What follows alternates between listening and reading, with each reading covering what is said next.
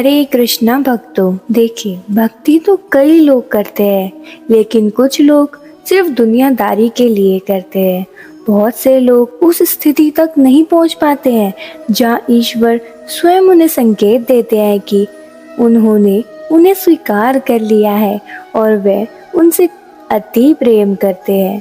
आजकल के लोग चाहे कितना भी भक्ति करने का प्रयास करें, परंतु माया के नए नए उपकरण उन्हें पीछे कर ही देते हैं, भक्ति के मार्ग से हटा ही देते हैं। जैसे कि आजकल का उपकरण है सोशल मीडिया और अन्य मोबाइल है, जो इंसान द्वारा तो बना है परंतु चला इंसान को रहा है। आज हम जानेंगे वह 3 संकेत जो बहुत ही कम लोग को मिलते हैं, जो बताते हैं कि श्री कृष्ण उनसे अति प्रेम करते हैं। मौत के डर से छुटकारा।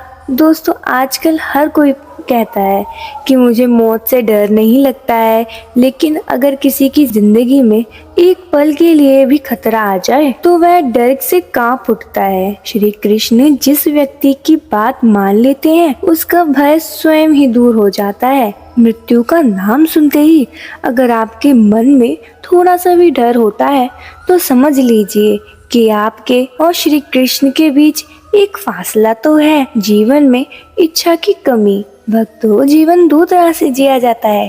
पहला तरीका है इच्छाएं रखना और दूसरा उन्हें पूरा करने के लिए जीवन भर कड़ी मेहनत करना।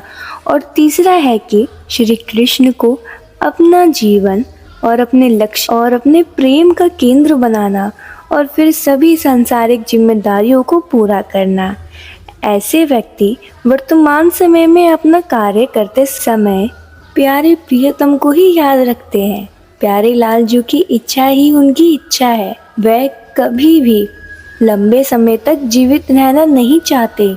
वे सोचते हैं कि श्री भगवान चाहे तो अभी या 100 साल बाद उसे बुला सकते हैं और वह भगवान के नाम और कृत्यों को सुनकर प्रसन्न हो जाता है। उस भक्त के मन में बस यही इच्छा रहती है कि मैं भगवान से वियोग सहकर इस दुनिया में रह रहा हूँ, भगवान से दूर हूँ।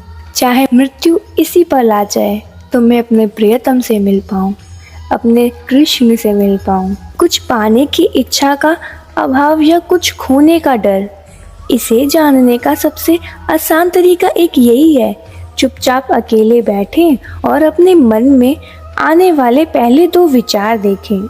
ऐसे में हमारे मन में 2 ही ख्याल आते हैं। पहले वह चीज़ें जिनकी इच्छा हम खुद करते हैं और दूसरे वह जो हमारे प्रियजन होते हैं, जिन्हें हमें खोने का डर होता है। यदि आपके मन में ये 2 विचार आते हैं तो आपकी भक्ति में अभी पूर्ण होने में कुछ समय लगेगा। जिनकी भक्ति दृढ़ होती है उनकी सिर्फ भगवान को पाने की इच्छा होती है। भगवान दर्शन दे या ना दे, भक्त को सिर्फ उनसे प्रेम करना है और उनकी प्रतीक्षा करनी है और उनका वियोग सहना है। वो वियोग भी एक प्रेम की तरह है और उस वियोग को सहने में भी पीड़ा तो है, परंतु उससे अधिक प्रेम है। वो वियोग एक मीठा फल की तरह है।